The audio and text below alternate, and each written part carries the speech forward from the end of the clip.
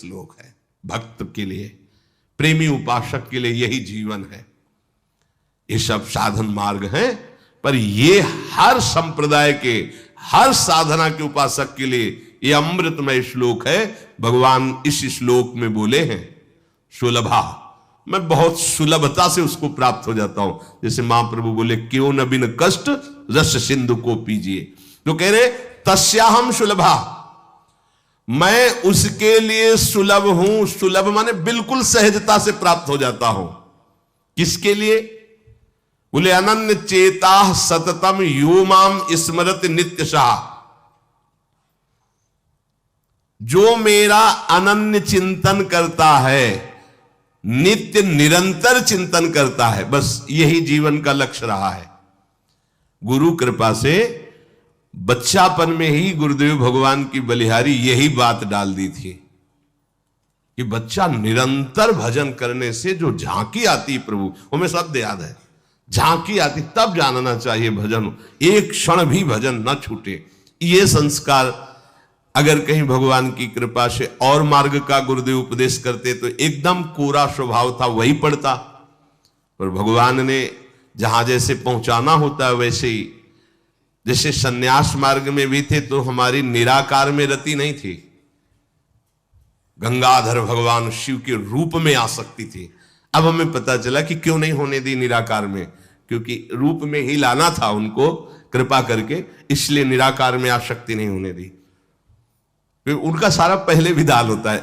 गुरुदेव भगवान ने ये पिताश्री से कहा, पिताजी आए और कहा कि ये लड़का बाबा बनना चाहता है स्वामी जी।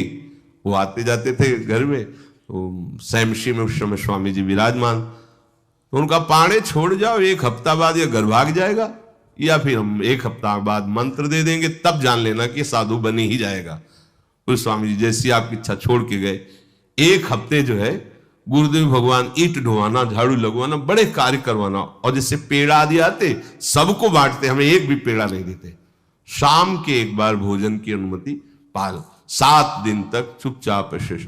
फिर कहा अच्छा कल गंगा नहा के आ जाना, मंत्र दे देंगे। ठीक है, सुबह गए स्नान करके तो पंचाक्षरी मंत्र दिया, मंत्र दे के कुटिया में गए, फिर उठ के आए, बोले सुनो आओ एक बात कहनी। बैठे, बोले 12 मंत्र भी ले लो। तुम कहा जपेंगे कौन? बोले पहले तुम ये जपना, लेकिन ये रखे रहो, आगे काम आएगा। हमारी समझ में नहीं आ रहा था कि मतलब मंत्र 2 क्यों दे रहे हैं। ये पहले से भूमिका तैयार थी वृंदावन की, हमें पता नहीं था। 12 मंत्र भगवान श्री कृष्ण का, पंचाक्षरी मंत्र सबसे पहले दिया। बाद में पता चला कि ये बीज तो गुरुदेव ने ही पहले बो दिया था कि जिस मार्ग से घूम के जाना है। वो कह रहे थे कि बाद में तुम्हें पता चलेगा। वो बाल्यावस्था थी, मेरी मति गति वहां तक पहुंच नहीं रही थी। और जपे हम पहला ही, जपे पहला ही, बाद में जब भगवान शंकर ने इधर, तब मुझे समझ में आया कि बीज तो गुरुदेव भगवान ही अंदर से बो दिए थे पहले ही। ये कृपा गुरुदेव भगवान की हुई कि चित्त में बैठाल दिया कि निरंतर चिंतन करना यही संन्यास है, यही साधना है, यही भगवत प्राप्ति का स्वरूप है। गुरु कृपा से पूरे जीवन भर एक बात रहे कि हम कभी 1 सेकंड के लिए अपने आराध्य देव को ना भूले। पूरे जीवन भर इसकी चेष्टा गुरु कृपा से करते। अन्य सब बात थी साधन की, पर बात उसमें प्रधान ये थी कि भूले ना। जैसे हम गायत्री मंत्र भी जप रहे हैं नैष्ठिक ब्रह्मचर्य में, तो गुरु के द्वारा दिया हुआ पंचाक्षर मंत्र लिखा हुआ है, बार बार उसे देख रहे हैं, अंदर से देख रहे हैं, गायत्री मंत्र चल रहा है। बड़ी कृपा रही है, मन को भागने के अवसर नहीं मिले। अनन्य चेता सततम, इसलिए हम आपको फिर कह रहे हैं, बहुत जल्दी लाभ लेना है तो इसको डबल पटरी में फंसाओ। यह जो एक मन बहुत ठोर कर कहकर उसने सच पायो, बहुत जगह नहीं लगता है कि एक प्रभु में लगाओ फिर संसार में, प्रभु में ही 2 जगह लगा दो। बड़ी चतुराई से फांसा जाता है। यदि मंत्र से भाग रहा हो और तुम्हें कहीं रूप का अभ्यास हो भगवत कृपा से, तो रूप में फंसाओ, चरणों से लेकर के मुकुट तक, मुकुट से लेकर चरणों तक इसको फंसाओ। पर यह कठिन बात है, रूप आना कोई साधारण बात थोड़ी। तो डबल नाम में फंसाओ। जैसे कल कहा था कि शरणागत मंत्र चल रहा, राधा लिखे है, राधा बार बार और शरणागत मंत्र जा कहां जाएगा? तो जब गायत्री जी जब करते थे अनुष्ठान पुरस्चरण का, तो सामने पंचाक्षरी मंत्र लिखा हुआ है और गायत्री मंत्र चल रहा है। अगर हम जरा सा भी चूकेंगे तो या तो मंत्र छूटेगा और या तो वो दृश्य छूटेगा। बिल्कुल मन को कोई जगह नहीं रखते थे, कोई जगह नहीं रखते थे। अनन्य चेता, ये बहुत बड़ी सिद्धि, बहुत बड़ा लाभ है कि अन्य कुछ स्मरण ना आवे। इसका अभ्यास आप कर लीजिए, फिर नशा तो ये चढ़ा देगा। ऐसा नशा चढ़ता है, ऐसा लगता है जैसे खोपड़ी घूम रही हो और उसके साथ मंत्र घूम रहा हो। ये ऐसे करो तो पका जैसा दर्द होने लगता है। एक एक नस नाड़ी मंत्राकार। न भोजन की इच्छा है, न किसी के देखने की इच्छा है, इच्छा रहित केवल मंत्र चल रहा है। तदाकार वृत्ति, मंत्राकार वृत्ति। अब इतनी प्रपंच की वृत्तियां फैलाए हो, इतना बहिर्मुख हो, कैसे बात समझोगे अंतर की? अनन्य चेत, भगवान कह रहे मैं सुलभ हूं, सुलभ हूं। काशी में प्रतिदिन ये होता, आज महादेव जी साक्षात आएंगे। सुबह से तैयारी हो जाती थी, आज महादेव जी आएंगे। घाट में ही रहते थे, पंडों की छतरी के नीचे तपती हुई धूप, तो घाट में धूप ऐसे ज्वाला सी लगती थी, और छोटी सी छतरी, उसी के नीचे दोपहर रात्रि वहीं 2 बजे तक तो तपती थी फर्श, और 2 बजे के बाद स्नान करके महादेव जी विश्वनाथ जी पहुंच गए। बस रोज आज मिलेंगे, आज तो निश्चित मिलेंगे। एक दिन इतना आनंद था कि आज तो बस आ ही रहे हैं, ऐसा आ ही रहे हैं। जैसी भावना करोगे, जा पर जाकर सत्य स्नेहु, सो तो ही मिले न कुछ संदेह। भयंकर जटाओं का बोझा ऐसे, इतना बड़ा हाथ में त्रिशूल लिए, देखा दोपहर में नग्न पैर से आ गए। अब अपने जो जहां पागल है वही उसको दिखाई दे, साष्टांग दंडवत ऐसे, मौन, कुछ बोले नहीं उससे। हम तो बस वैसे स्तब्ध, जैसे कोई जड़वत। बाद में विचार आया इसका मतलब क्या था? मैं ही मैं हूं, दूसरा कोई नहीं है। अलग से देखने की भावना मत करो, कण कण में मैं विराजमान हूं। एक दिन भाई जी के प्रति बहुत आकर्षण जब था, एक स्वप्न देखा कि स्वप्न में हम भाई जी से पूछ रहे कि मुझे श्री कृष्ण की प्राप्ति कब होगी। इसके बाद की बात, भाई जी ने ऐसे चश्मा करके ऐसे देखा, राधा बाबा बगल में बैठे, और कहा जब श्री कृष्ण बन जाओगे तब श्री कृष्ण की प्राप्ति होगी। जगने पर, बहुत विचार करने पर फिर यह कि श्री कृष्ण बन जाओगे, भाई जी का तात्पर्य क्या था? तब समझ में आ गया। मन कृष्णाकार, बुद्धि कृष्णाकार, चित्त कृष्णाकार, अहम कृष्णाकार, तब कृष्ण साक्षात्कार हो गया। नित्य युक्तस्य योगिनः तस्याम सुलभा पार्थ नित्य युक्तस्य योगिनः। नित्य युक्त हो गया जिसका चित्त प्रभु को छोड़कर किसी भी भोग भूमि में, किसी भी ऐश्वर्य में, किसी भी सिद्धि में। जैसे किसी को लगता है कि ये चमत्कार दिखाना, कोई भी चमत्कार दिखाना बहुत कठिन बात है। अगर भगवत दर्शन का लक्ष्य ना हो, भगवत प्राप्ति का लक्ष्य ना हो, तो कोई भी चमत्कार ऐसे करने में है कोई बहुत बड़ी बात मत समझ। बस ये है कि इधर अगर स्वीकार किया तो उधर गेट बंद हो जाएगा। इसीलिए पिट जाते हैं, गाली सुन लेते हैं महात्मा जन, लेकिन प्रयोग नहीं करते अपने भजन का और प्रभु के पास जाते हैं। ऐसा ना समझे ना कि वो चमत्कार पीछे घूमते हैं। केवल बस एक बात है कि अगर इधर लगे तो उधर का गेट बंद हो जाएगा। तो इतनी दुर्लभ बात बनने जा रही है, किसी को प्रमाणित करने के लिए कि हम महात्मा, हम भजनानंदी, हम चमत्कारी है, अपना गेट बंद करवा ले तो मूर्खता ही होगी ना। यहां क्या होगा? वाह वाह हो जाएगा, बस उसके आगे क्या होगा? फिर वही प्रपंच। तो ये जो ब्रज के महात्मा है, जो भगवत प्रेमी महात्मा है, जो भगवत प्राप्त करने वाले हैं, इनके अंदर चमत्कार के बाप की सृष्टि होती है। ये चमत्कार बहुत ऊपर होते हैं। ये नहीं सोचना चाहिए कि इनमें भजन होता तो उसने 2 थप्पड़ मारे भस्म कर देते। भजन का जानते हो, भजनानंदी का 2 थप्पड़ मारा है, तुम्हें निश्चित भगवान की प्राप्ति हो, तुम्हारा कभी अमंगल न हो, भगवान तुम्हारे परिवार को भी सुखी रहे और तुम आजीवन स्वस्थ रहकर पवित्र बुद्धि के द्वारा भगवान को प्राप्त। ये महात्माओं का बल होता है। महात्माओं का बल थोड़ी होता है किसी ने गाली दिया, मार दिया, जा भस्म हो जा। ये भस्मासुर थोड़ी होते महात्मा है, भाई भस्म कर दिया, नष्ट नहीं। साधुते हो न कारज, तब भगवान उनके अधीन होते हैं। ये चमत्कार, ये ना सोचो कि भजन करते होते तो फिर चमत्कार, या ये गाड़ी घोड़ा रुपया पैसा चमत्कार, ये पापियों के पास भी है। ये तो प्रारब्ध का खेल है, प्रारब्ध बदला, ऐसे से ऐसे हो गया, इनका कोई महत्व नहीं है।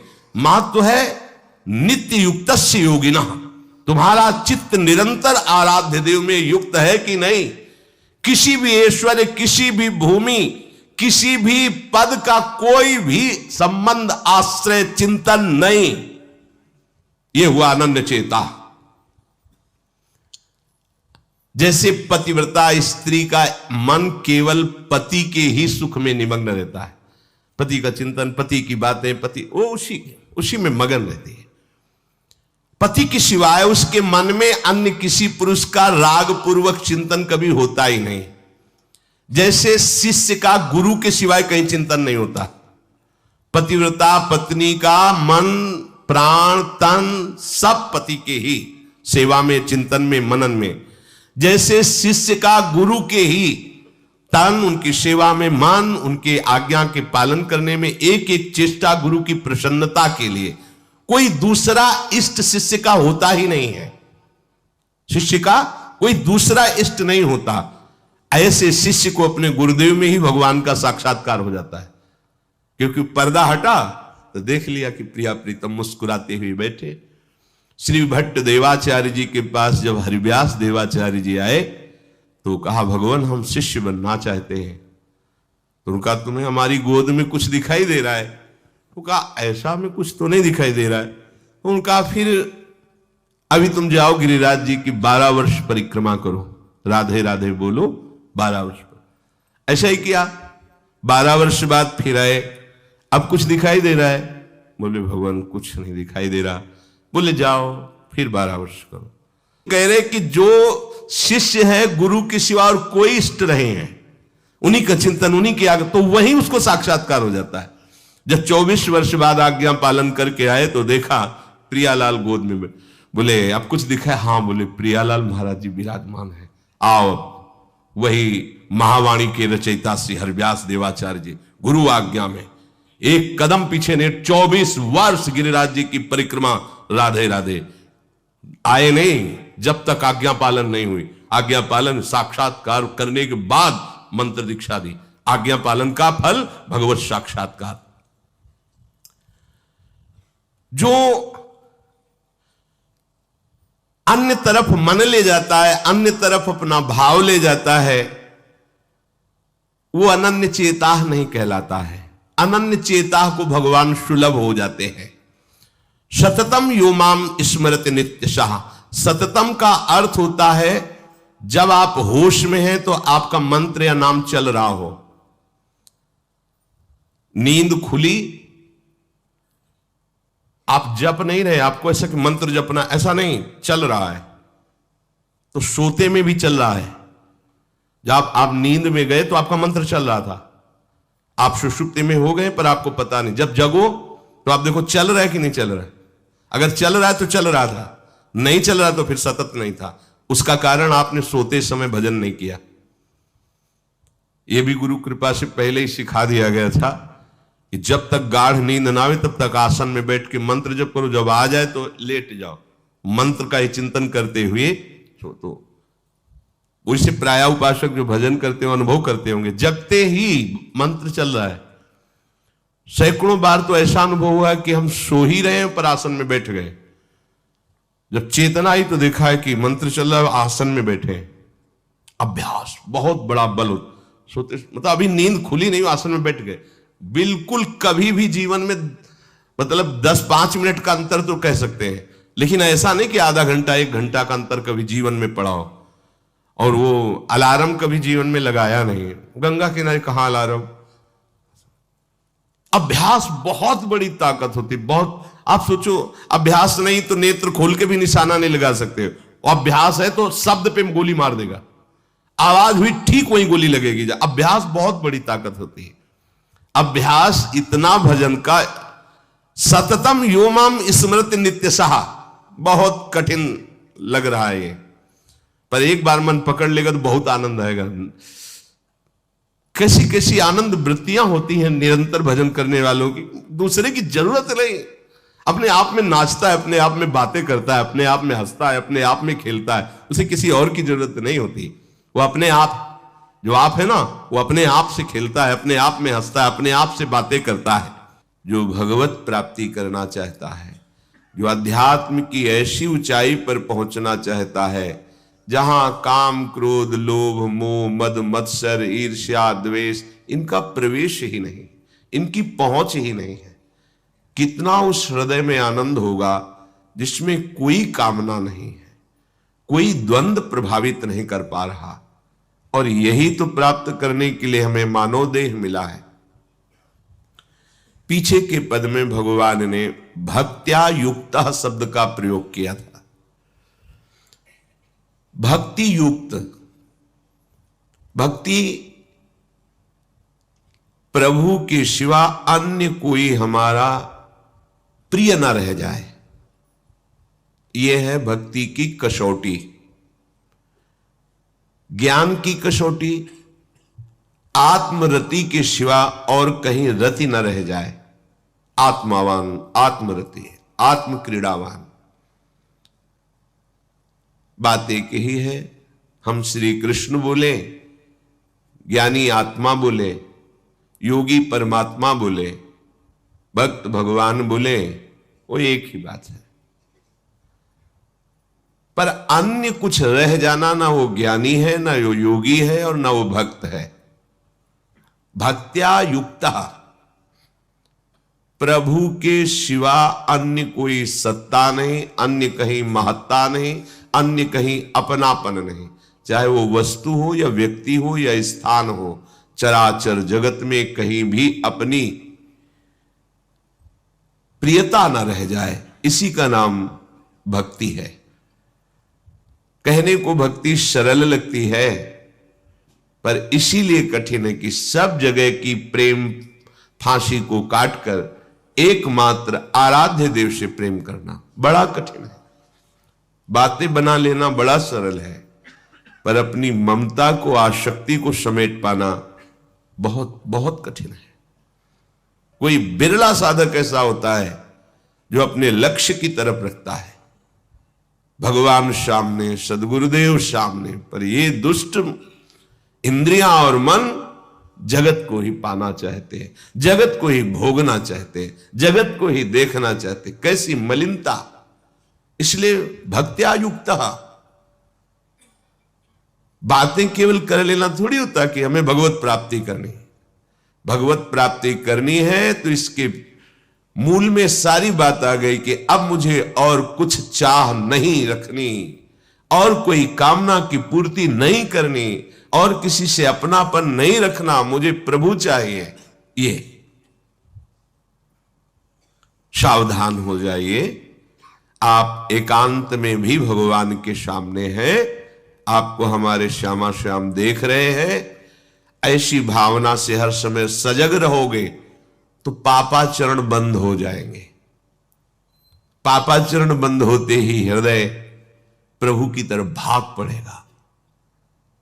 प्रभु की तरफ भागना क्या है? प्रतिक्षण उनका गाढ़ चिंतन। फिर किसी सुख की तुम्हें आकांक्षा नहीं करनी पड़ेगी, किसी सुख का तुम्हें अभाव नहीं लगेगा। ए परलोक सकल सुख पावत, मेरी सो भैया कृष्ण गुण संचु। तुम्हें मेरी शपथ है, तुम कृष्ण के गुणों का गायन करो, कृष्ण नाम रटो, कृष्ण रूप ध्यान करो। इसका फल होगा प्रियाजू के चरणों में प्रीति। जिसका गोरे चरणारविंद से संबंध है, यह परलोक किसी भी सुख की चाह ही नहीं रह जाती। प्रभु करुणा करके कह रहे हैं, वही आचार्य है। मेरी कसम, तुम कृष्ण के गुणों का संचय करो, तुम्हें इस लोक परलोक में सब सुख मिल जाएंगे। कोई अभिलाषा अधूरी नहीं रह जाएगी। पर भक्त्या युक्त अन्य संबंध, अन्य महत्व बुद्धि, ये कलंक है हमारी भक्ति में, नहीं समझ रहे। चाहते हैं सुख, चेष्टाएं और चिंतन, दुखालयम अशाश्वतम, कैसे मिलेगा? चाहते हो अविनाशी पद और भोग दृष्टि रखते हो विनाशी की, प्रियता रखते हो विनाशी की, गाढ़ चिंतन करते हो विनाशी भोगों का, कैसे अविनाशी पद का अधिकार प्राप्त होगा? अरे तुम्हारा स्वरूप ही अविनाशी है, विस्मृत होकर भोगों में लगने से ही ये तुम्हारी दुर्दशा हुई है। भक्त्या युक्ता, अपने हृदय को भक्ति से युक्त करो। आराध्य देव के सिवा और कहीं चिंतन न जाए। अभ्यास योग युक्तेनो चेतसा नान्यगामिना, स्पष्ट कह रहे हैं प्रभु, परमं पुरुषम दिव्यम याति पार्थान चिंतयेत्। निश्चित परम पुरुष दिव्य, उस परमात्मा की तुम्हें अनुभूति होगी, उसका साक्षात्कार हो जाएगा।